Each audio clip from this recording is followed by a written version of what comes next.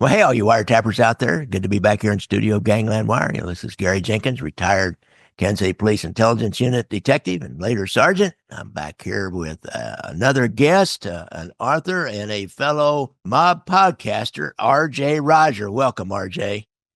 Thank you for having me, Gary. And I mean this. It's not just camera stuff. I always wanted to have a discussion with you. I remember reaching out to you on Twitter once, I mean, over before I even started working with Michael, and I just, as a respecter of what you do, because you have an elegant, classy podcast, and in what we do, it ain't the norm. So I'm a major respecter.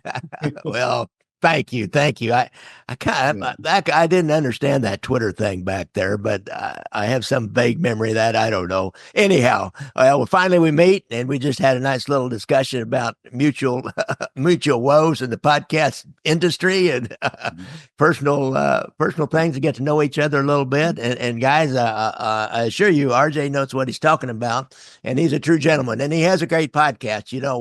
I'm the one. I have to take credit for this, RJ. I'm the one that got Mikey Scars or Michael DeLeonardo on the air the very first time by happenstance and luck. In a way, I find out, but and I knew it was just a lucky. Just somehow he just felt a certain way one day, and he said, "Yeah, I'll come on your podcast." And now RJ has Mikey Scars or Michael DeLeonardo on his podcast regularly. So you want to check that podcast out.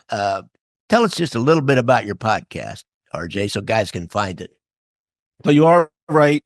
I always take the credit. I brought Michael Scars out of the shadows, and I got that line from Costa Nostra News. That was like his headline. He said, "R.J. Roger brings Michael DeLeonardo from the shadows."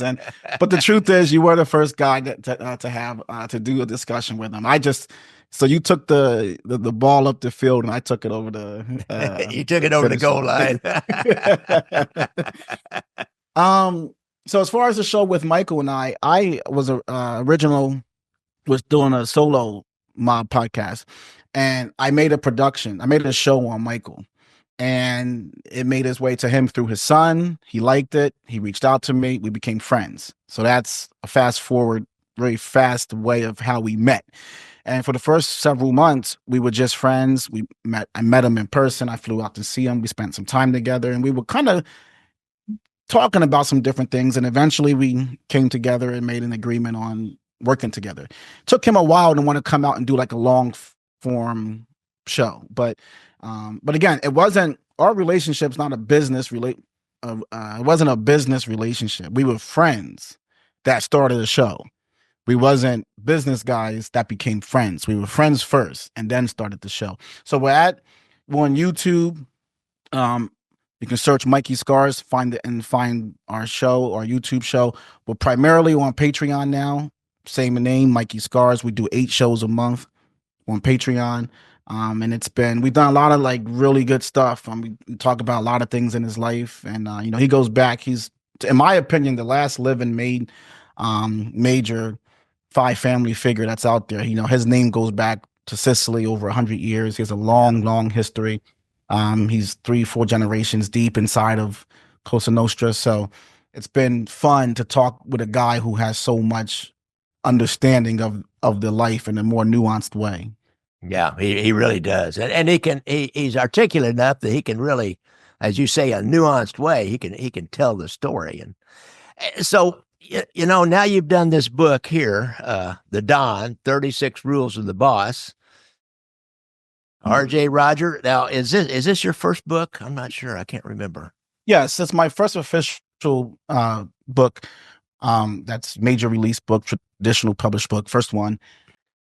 Didn't you tell me that you also used some stuff from Michael in your book to help explain some of these rules of the boss? Because he's got firsthand knowledge of that. It's not like just reading it from somebody else who got it from somebody else. He's got firsthand knowledge of working with a boss.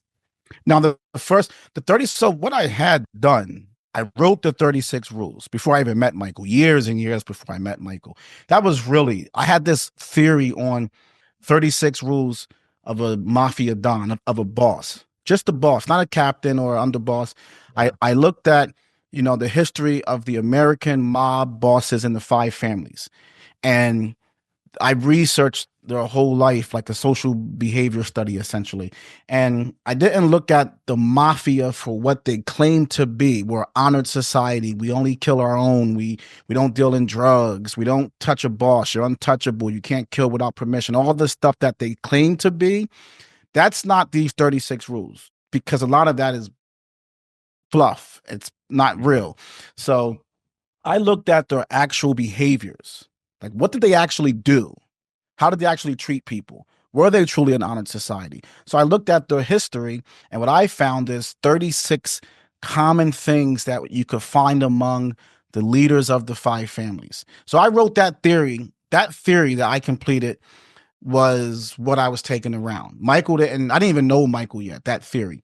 And then when I met my agent and producer, he said, we need to do more storytelling and give more examples so readers can understand how these rules are applied. So we began to re-edit the book and recraft the book.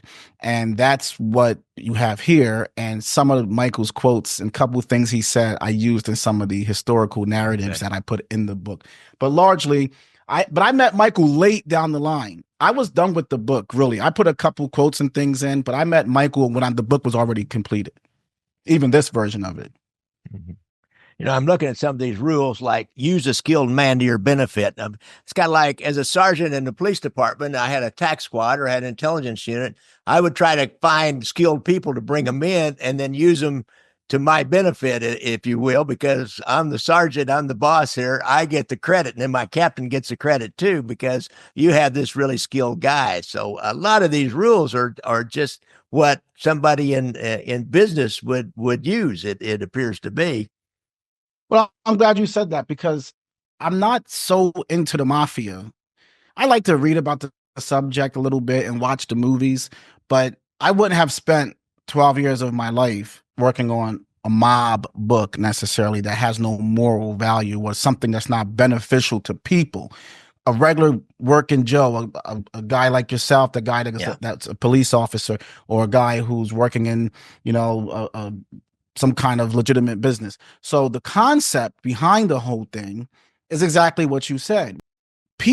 All people are not gangsters, but gangsters are people. And there's a particular way in a capitalistic society, a society that respects capitalism and has a hierarchy structure of, you start at a entry level, and through your service, you rise up within it. And in that type of model, the rules are kind of all the same.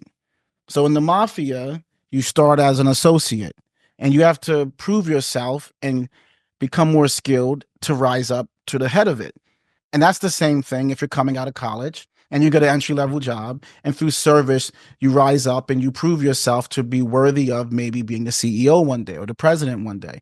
And a lot of what you find, that process, it's the same. It doesn't matter who's rising in. You can be in a legitimate enterprise or something that's illegit. Either way, the rules are kind of similar. So if you look at this book in a figurative manner, you'll find, that we're all kind of operating in a similar way. I believe you can test these rules against Donald Trump or an American politician, against a CEO of a Wall Street firm, against somebody in the high academia who's running a Oxford or Harvard or something that's really big and profitable. You'll find these rules. You can find them in how very achieved and accomplished and ambitious people rise. Interesting. And talking about the kind of the early days of the mafia, I know on Facebook one time I had a guy comment, a local Italian guy who's kind of connected. He made a comment when he saw my picture with some other guys. He said, "Well, there's a guy in this picture that writes bad things about Italians." And so I was talking with TJ English not too long ago. I interviewed him, and we were talking about this, and he's examined Irish when they first came over and paddywhacked, and Cubans in 3 books now. And we're talking about immigrants when they come to the United States. They want the American dream. that's what they come here wanting the American dream.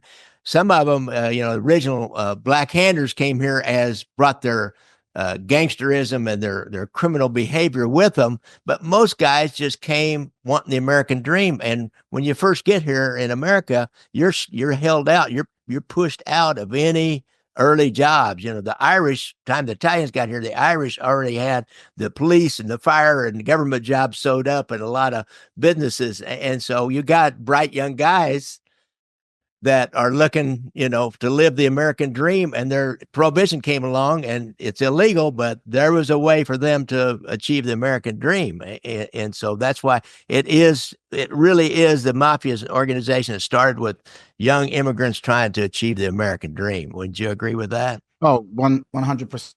That's why I don't have these harsh opinions on immigrants that we see that's being really pushed by the media, because I do understand that most people who come over to this country, it's not the guy that you arrested for doing a crime. He's not reflective of the mass amount of people who come here. A lot of them were just trying to have an opportunity for a better education, a better social standing, a way to buy a little piece of land, a piece of property or something, put their kids in a good school, get an education. That's what most people come here for. So even if you look at even with the Mafia, I think Joe Bonanno, one of Joe Bonanno's kids said this on Chris Wallace, that, by even all FBI standards, there was never more than like 3,000 made members in America at any given time, ever. Yeah.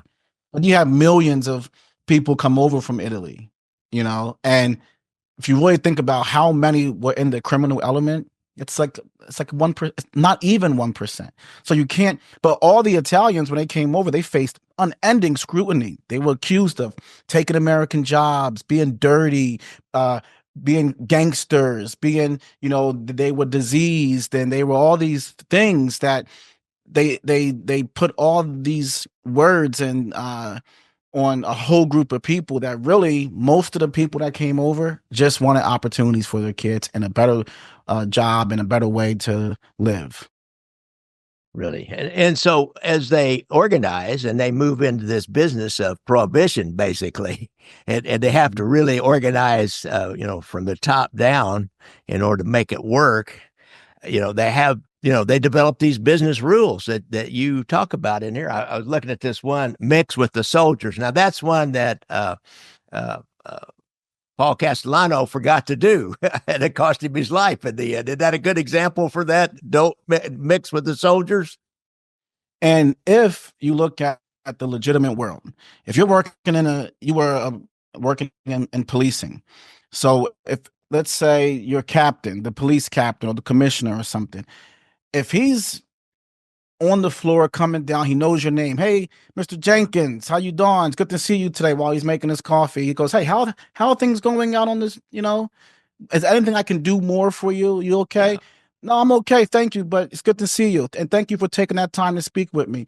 But if you have a lot of grievances as a policeman and you never see your boss to voice them to, but every time you do see your boss, he just has something bad to say, like, Gary, you forgot to load your clip or something. I don't know.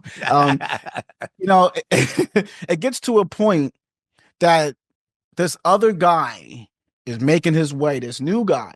You've been seeing this new guy coming up, and he always comes up to you and he's bringing you solutions to your problems and he's helping you and he's on the scene with you.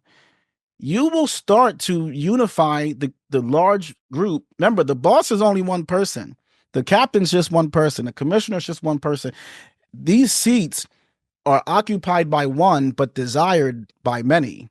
Yeah. So when you don't mix with the soldiers, you end up like what happened to Frank Costello, what happened to Paul Castellano. When you put yourself far distance from what you're leading, you will cause the people who are following you to think he doesn't care about us, and they'll turn.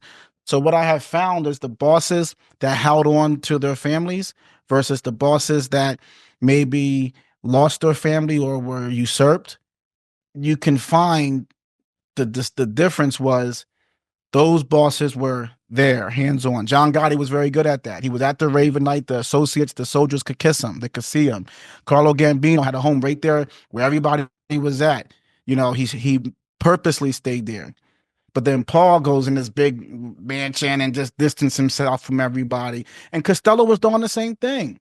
He was just wanting to be around legitimate people. And that's what made Vito Genovese so attractive. He was here with us. I'd rather follow the guy who's here proving he respects us than following an order from a guy who looks down on us. And it'll be the same thing you'll find in the leader of a political party.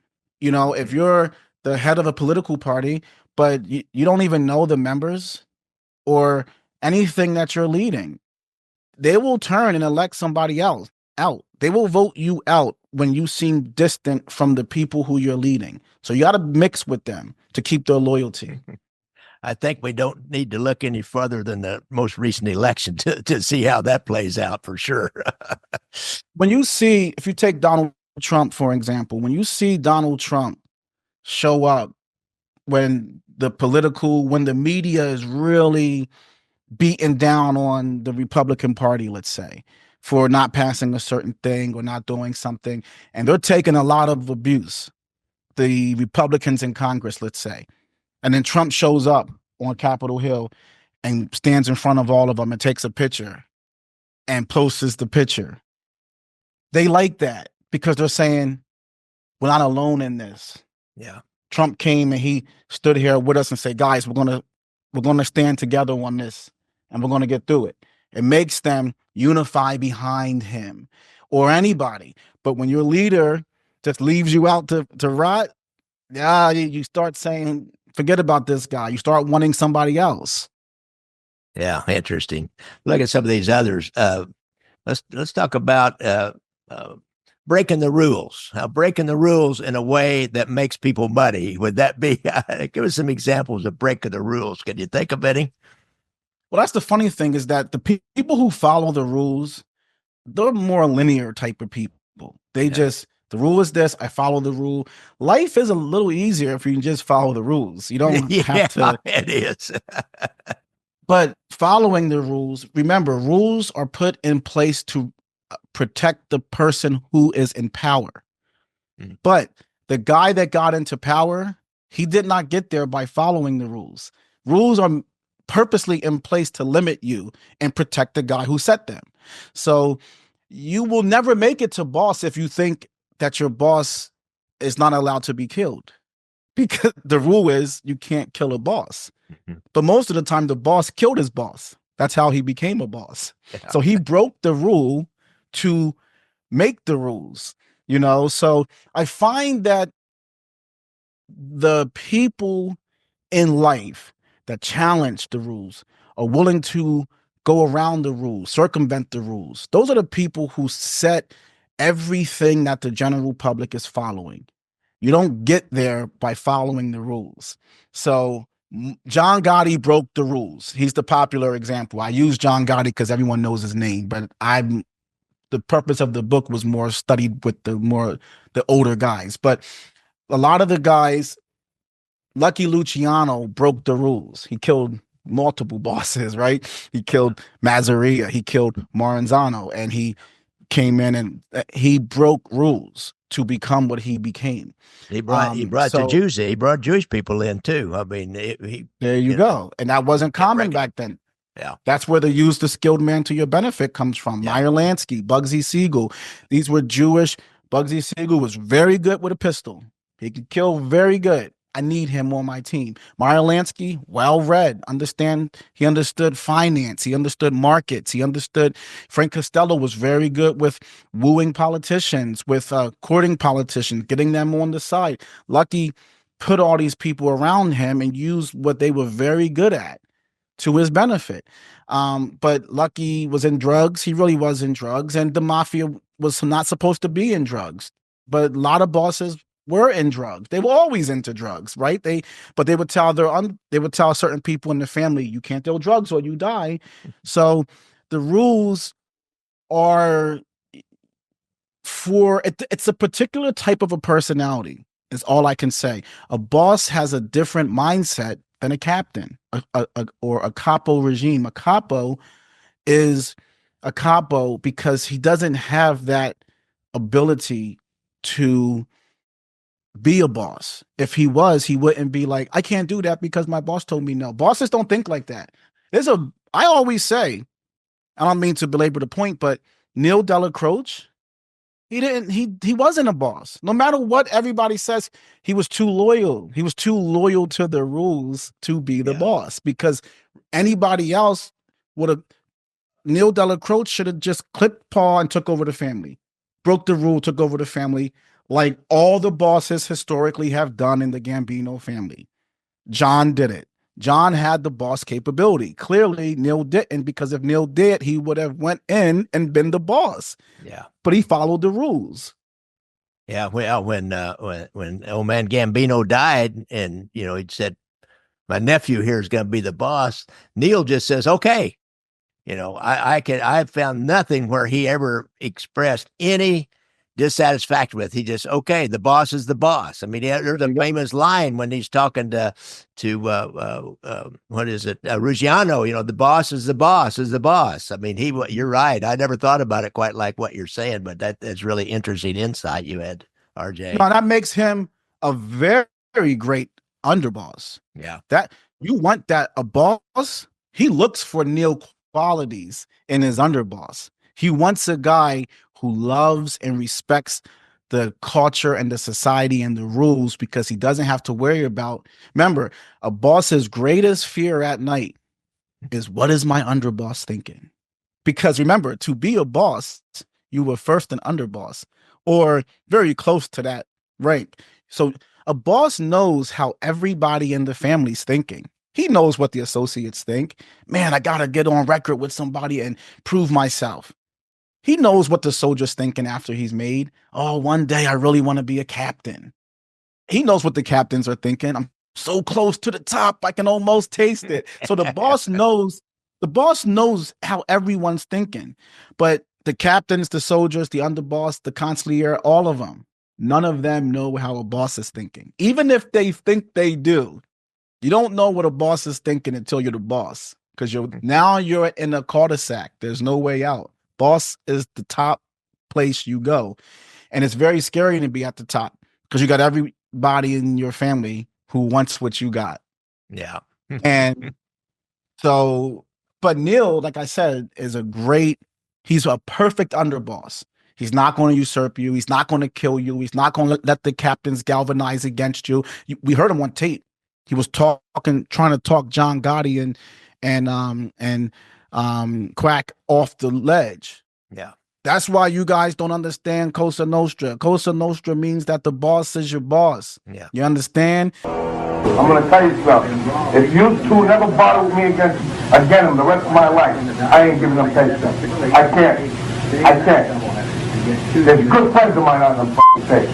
Well, he's the boss. You have to do what he tells you. That's why I said to you before, you don't understand what an usher means that the boss is your boss.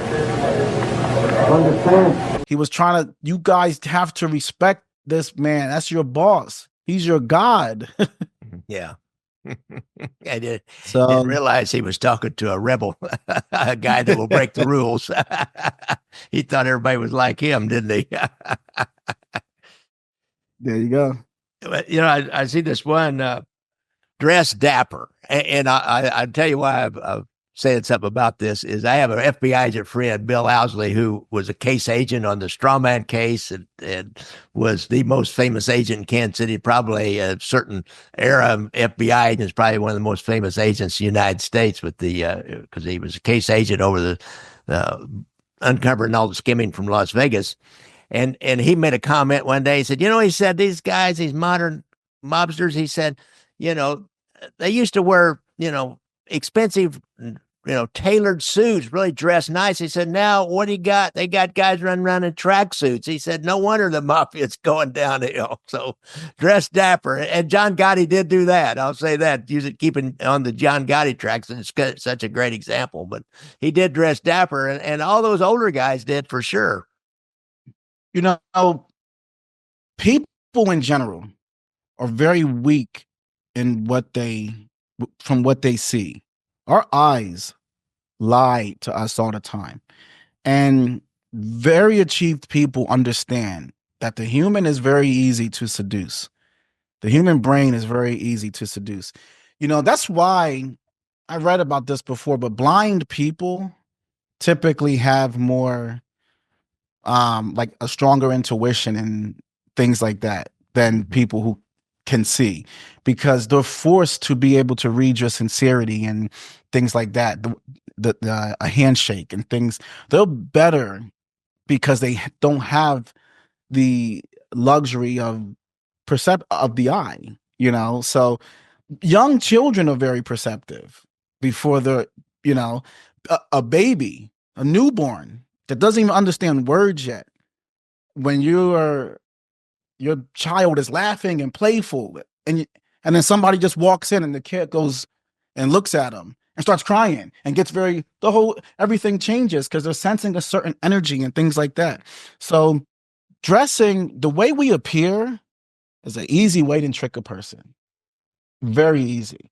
When you come looking shabby, looking down, we that's not an inspiring look. We love to see a person come in looking very astute and strong and powerful and acclaimed. And it almost makes you want to follow that man because you want to be like him. You want the whole room to stop and look at you. You want people to follow you. So now you need more than just your appearance, but the way you appear really does draw people in.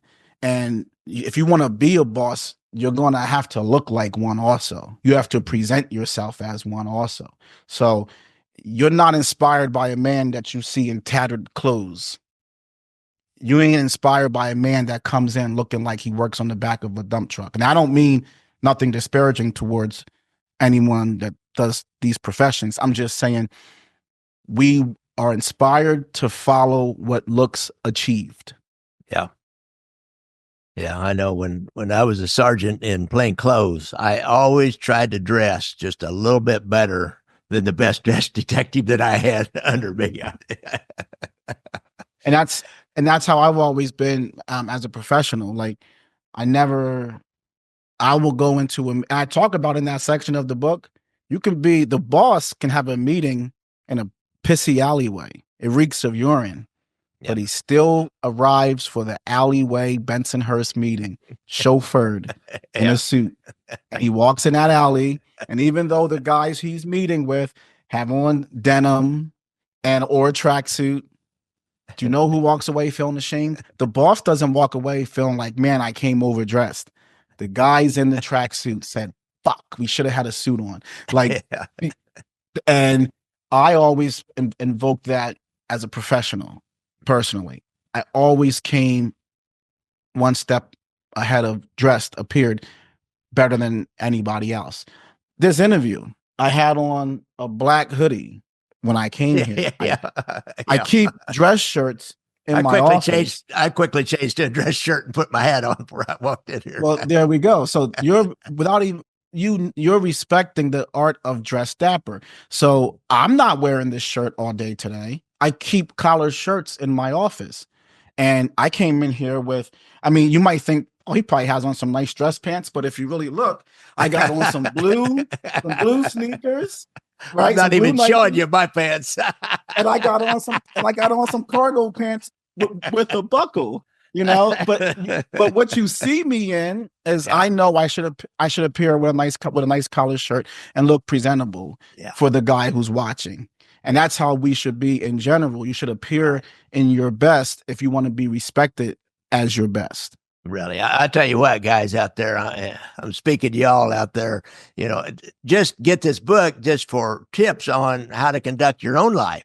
If you want to have success in your own life, in your own work, whatever you do, you just follow a lot of these tips. Now, you don't want to kill the boss. I think we have a chapter here called "Kill the Boss," but we've talked about that a little bit. But now, hold on.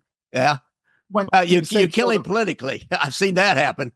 Well, that's what I'm talking about. So you'll see, if you look at the presidential campaign, Trump had to quote unquote kill the boss.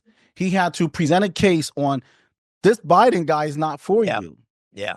I got to take, he's not physically going to shoot him, but he has to take him out of power. That's the theory behind kill the boss. Take you out of power. If you're in middle management, your boss is the boss.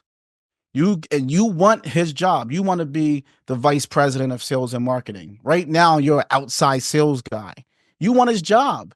You're going to have to maybe politic a little bit and do little things. And his boss is the president of the company. Maybe you're doing little things with going to the guy above him, trying to get him eliminated. He's not showing up to meetings. I don't want my name to be involved in this. Like, you start doing little I'm sure you see it in your line of profession. You saw people. There you go. So you see people politicking to take what you got. Yeah. So kill the boss in a figurative way is just saying you are going to have, the rule is don't talk against Gary. Gary's the boss. Don't walk around, because Gary's going to fire you if he finds out. John Gotti's going to kill you if he finds out that you're talking subversive, as Sammy claimed Louis Melito was. Or that's right. Yeah. So, hey, he's talking subversive. He's talking talking subversive about me.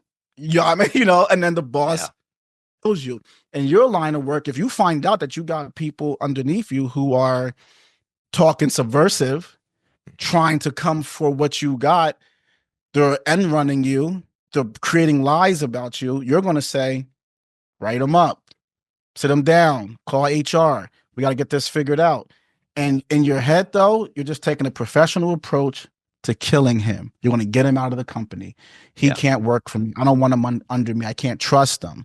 But what that guy was trying to do was take you out because he wants what you got. And you see that a lot in the legitimate world, where people politic on the side against their boss. They talk against their boss, but laugh in his face and, hey, Mr. Jenkins, would you like a cup of coffee? How many sugars do you want in it? Oh, yeah. But oh, yeah. And they brought the coffee back perfect. And you drank it and said, wow, that boy makes a great cup of coffee. 2 creamers, 1 pack of sugar, perfectly mixed, but you didn't know he spit in it.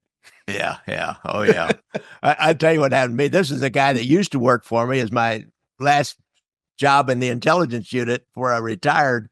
And I didn't retire out of it because this guy, I wouldn't let him do something he wanted to do. And he had retired and he was still around. And so he one day plays golf with the colonel over intelligence unit. That's like 2 steps above me. But he plays golf with him and he denigrates the shit out of me and trying to get his buddy who wants to be the sergeant in there. And I find out later that all of a sudden the colonel sends word down, hey, I want Jenkins out of there, and this is who I want in. That, in a paramilitary organization, that's what's going to happen is I'm out back to dog watch and Central or Metro Patrol on the streets, driving a district car. I was still a sergeant, but I had to go from having my own personal take-home car to going to work at dog watch at a inner city station. So it's I know how it happens, man. It happens. They just didn't kill me like they do in the mob. And would you agree that? How long were you in a position of leadership professionally? I'm just curious. Like, consistently? I guess 84 to 96. So 12 years. All right. And now, and I'm sure you've talked to people who were doing it even longer than you. And I'm sure what you have learned is when you can sit there for 12 straight years, you start seeing it all. You start learning. And did you become, when you first came in, were you like, let's galvanize everybody, be friends, be family, everyone work together as colleagues? And then in time, you learn that everybody, did you become less trusting as you moved along? More suspicious of people? I don't think I was that trusting from day one. I understood the game. I understood the game that they're not my friends. I'll be fair to everybody, but they're not my friends. And I made a great effort to not drink with them after work or do anything personal with anybody that worked for me. I was there at work. I made calls with them and I was friendly at work unless, we had some kind of a problem. And then I was just professional, but I had never made that mistake of thinking that they were my friends because I knew they weren't. How old were you when you got to that position?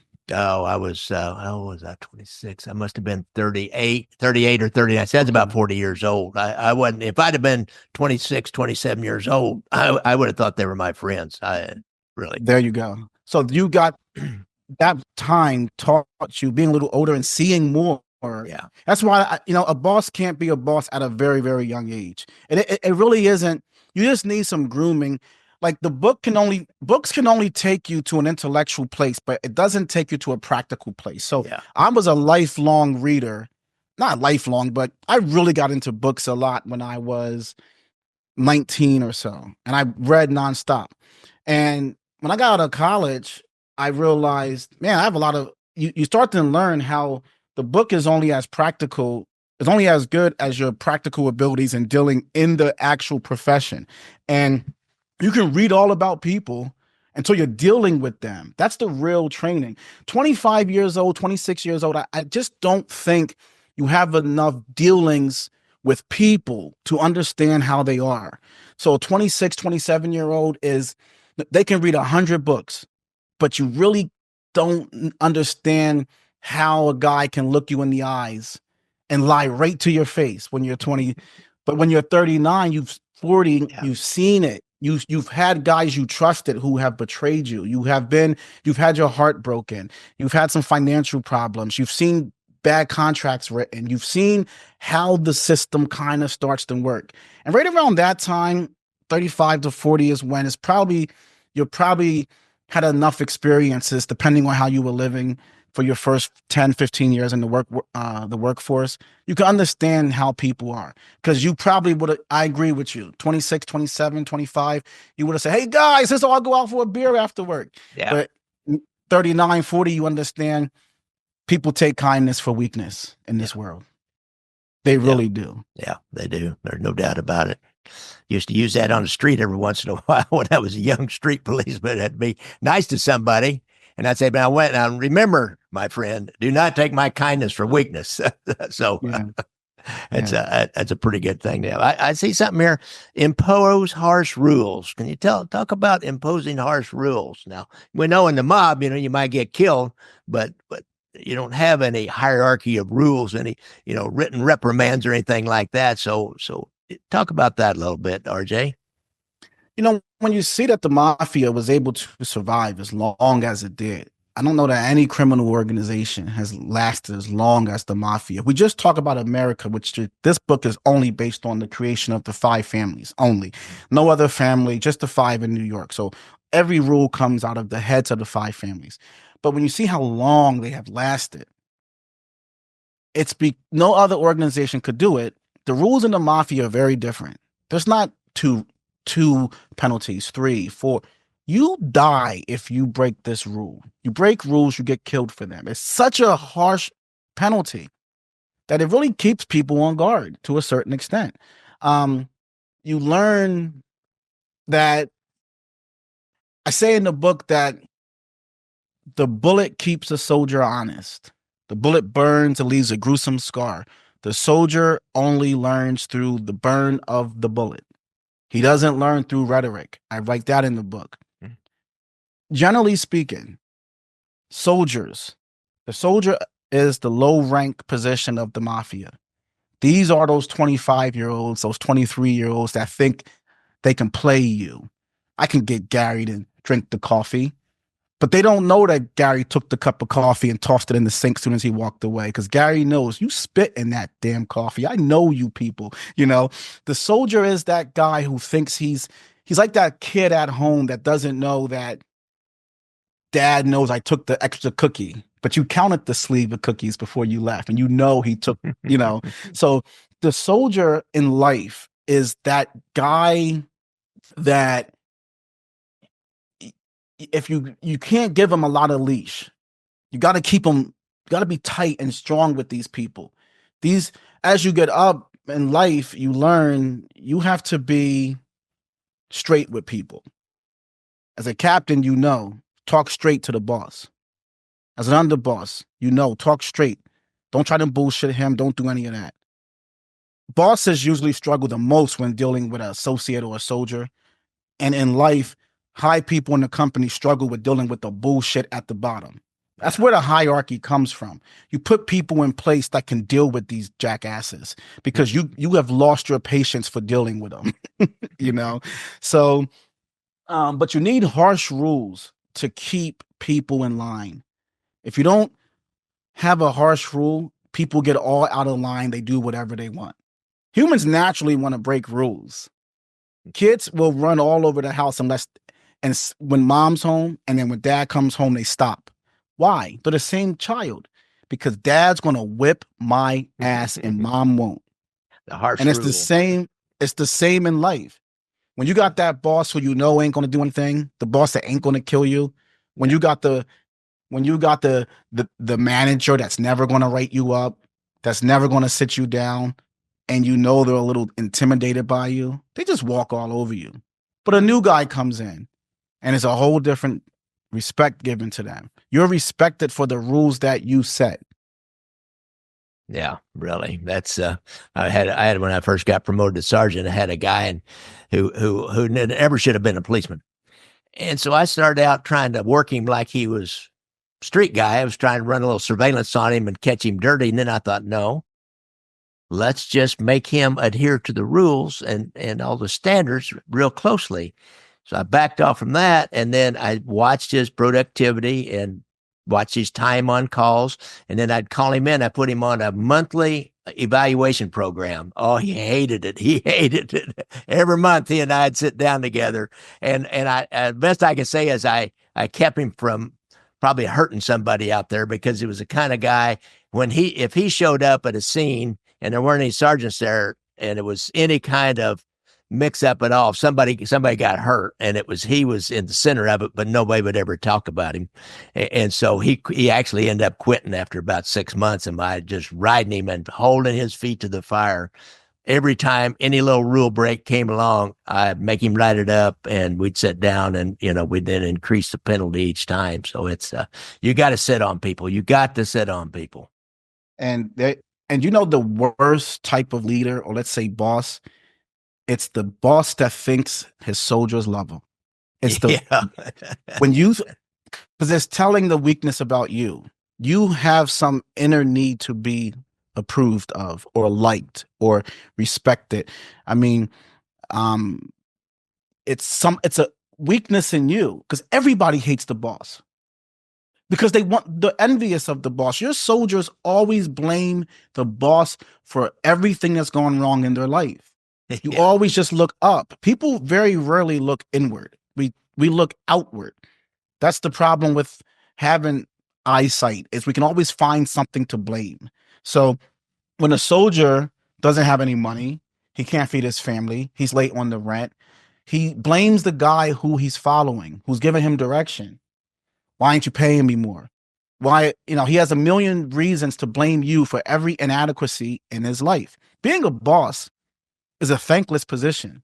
If everything's going good, well, it's supposed to go good. You're the boss. If everything's going bad, what the hell does this boss do all day? So it's like, you're never thanked for the position that you're in. It's a very thankless job. So a boss has to be able to thank himself and know what his value is. I keep people safe. They don't see it. I kept that bad cop off the street because I knew he was going to hurt people. But no one sees that you did that. That's just expected of you to be able to do that. So, but the boss that needs approval will trip over himself. He will be tricked and misled by the people who he's leading, because he thinks they like him. He thinks that they approve of him, but they don't. They don't like him. They're very nice to his face, but they gainsay behind his back. They talk against him in his ear. He's a stupid this. Every problem that exists is your fault in their mind. Yeah. Blame everything on they. Yeah. They won't let me do this. They won't let me do that. Every time I use the word they, I catch myself like, well, who's they?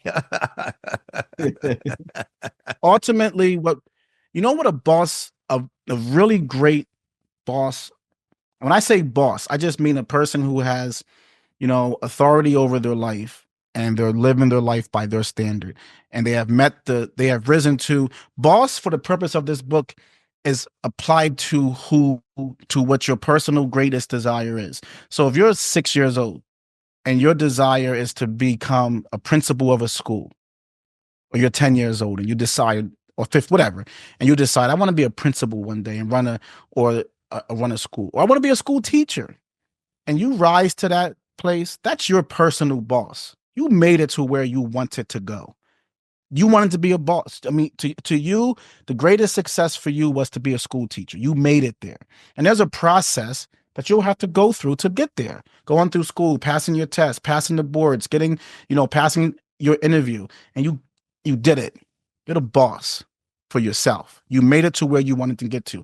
If your personal thing was to be a police sergeant or a captain, and there's a process. There's a process to becoming a mafia don, a mafia boss. If you were Michael Scars said that his goal since he was 7 years old was to become a captain of the Gambino family. He didn't want to be a boss. He wanted to be captain of the Gambino family. He knew since he was 7 years old. He used to say it to himself all the time. I'm going to be the captain one day. When he got promoted to captain, for himself, he rose to boss. These 36 rules apply to Michael getting to captain. You can apply these 36 rules to get yourself to be a school teacher, to become a sergeant in a police department. Where do you want to go? There's a process. And if you get there, for me, I wanted to do this. I wanted to become a Manhattan published author and do a real book and have it in stores around the country. I don't really have much more that I feel like I have to do. I wanted to do this. I don't need to. This is my version of my boss. This is Don RJ, So, yeah. Don't mean to turn off. Don Roger. Oh, here comes the Don. Well, yeah, that's interesting. When I was a kid, I just wanted to be a cowboy and have a horse and a rifle and a 6-shooter and go out and save people. And I became a policeman. They gave me a Plymouth Fury and a shotgun and a Smith & Wesson 38. So I achieved mine back then. Everything since then has just been gravy. So this has been great. I mean, guys, you got to get this book. If you care about your own personal success, get this book. If you like the mob, get this book. But you can apply all those rules to your own life. I can see that right now, and I know I look at as I read this and talk with RJ about it. They worked in my life, and they'll work in your life too to live your life like it's suggested in this book. Let me ask you: did you ever, like, when you let's say, I'm just going to grab one at random, speak the language of a soldier? So when you were in your highest position in police and policing, was what you said you were a sergeant? Sergeant, yeah.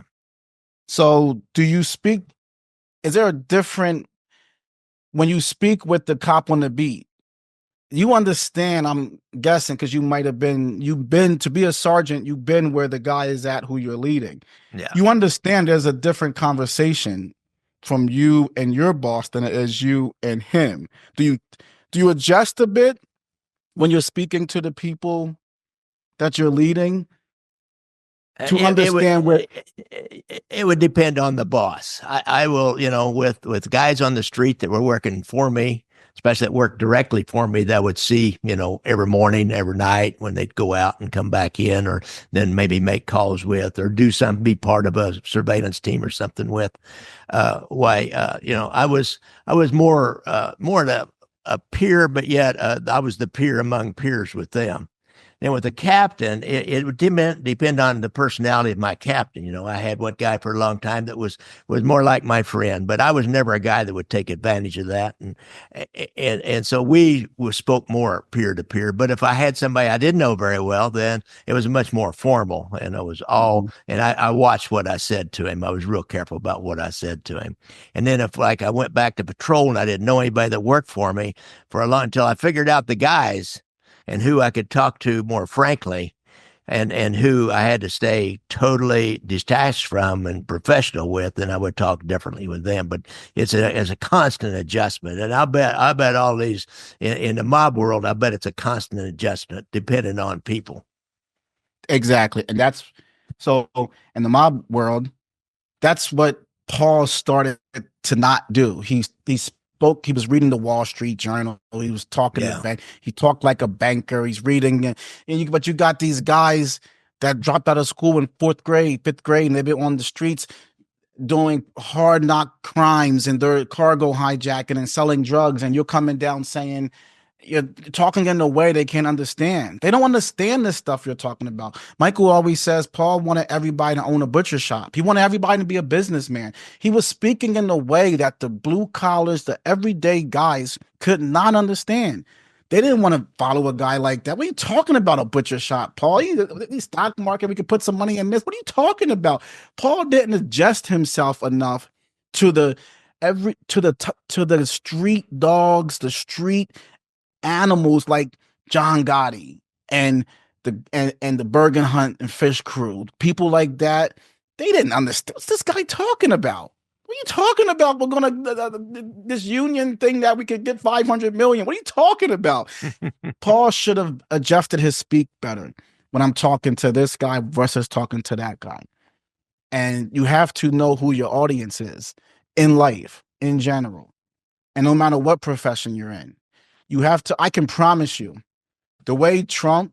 I keep bringing up Trump because he's just a popular example, but the way he talks to the American people, where he speaks right at your, he'll speak in the way that I know, because again, as a kid, he walked around on the construction site picking up nails for his father. His father would send him to pick up rent from low income people, in Queens and stuff. So he was around people he was a rich kid, but around poor people and working people a lot when he was younger. So my thoughts are maybe he developed a little understanding on how people talk on a construction site, and how does he heard the guy say, hey, after work, let's go get a 6-pack and let's have a few beers. And he knows what the everyday blue collar guy was doing after work. Yeah. And things like that. But I can promise you, the way he talks sometimes, where I think it's a little, whoa, can't believe he's saying this stuff as a president. But why does so many people resonate? I don't like that kind of conduct personally. I believe in decorum. You carry yourself as a gentleman. Yeah, always. So I don't agree with the way Trump represents himself, but millions of people like it. He's speaking to the soldier. He's speaking the language of a soldier. I can promise you, though, in my suspicion, when he's sitting down with world leaders, he's not talking like he's not talking like that. He's not. He's adjusting himself. Yeah, when he's talking to his friends at the country club down there and playing golf with those guys and that kind of thing, he's a different person. We all have to adjust depending on who we're with if we want to be successful in life. That's for sure. Yeah. All right. Anything else you want to? Any other one of these topics? There's a lot more of them, guys. Any other these topics you'd like to go over, RJ? No, whatever.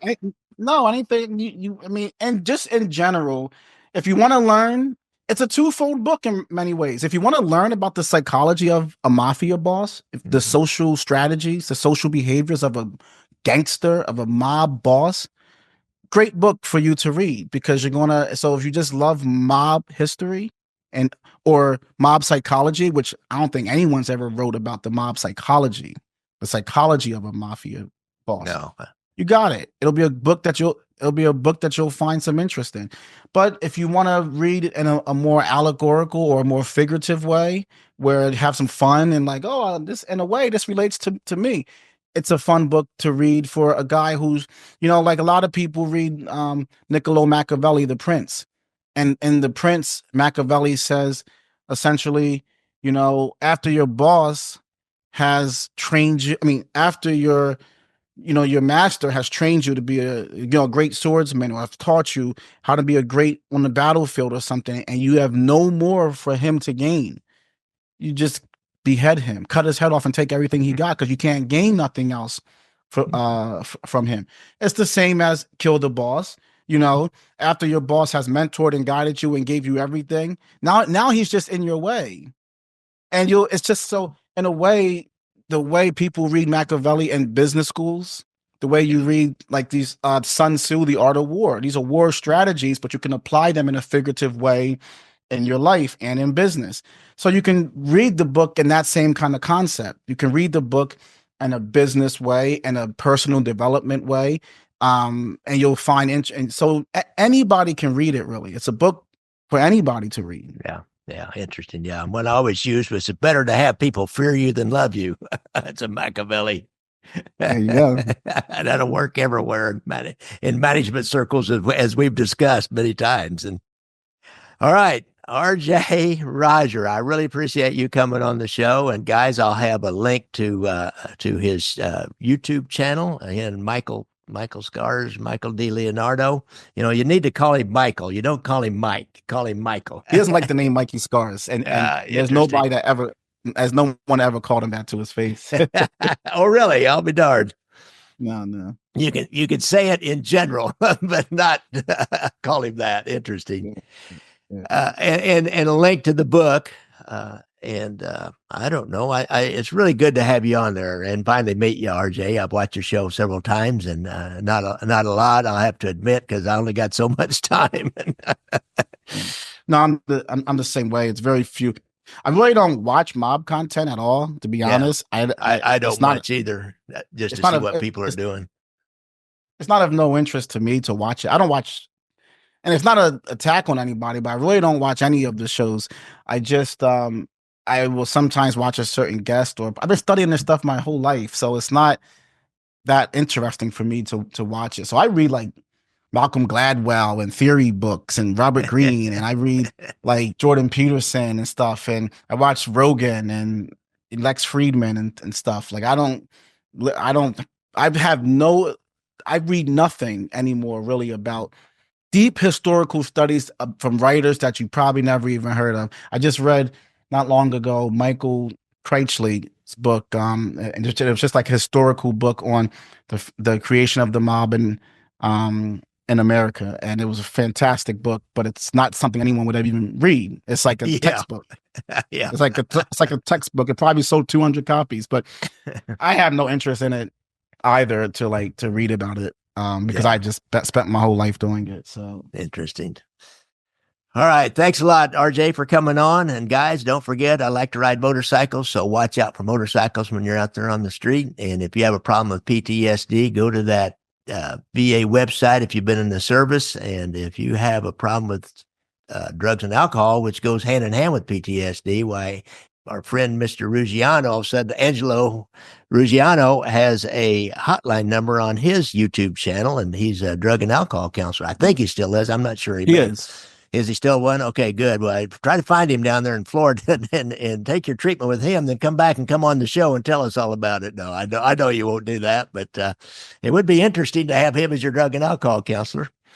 And don't forget, I've got some stuff out there for sale on my website and on Amazon. Just go to Amazon and search Gary Jenkins and Mafia, and you'll find I got I got one mob book and two books about Civil War things, and then I've got 3 documentary films about Kansas City Mafia that you can rent for like $1.99. So thanks a lot, guys, and I really appreciate you listening to us. And RJ, I thoroughly thank you for coming on. This has been a fun show.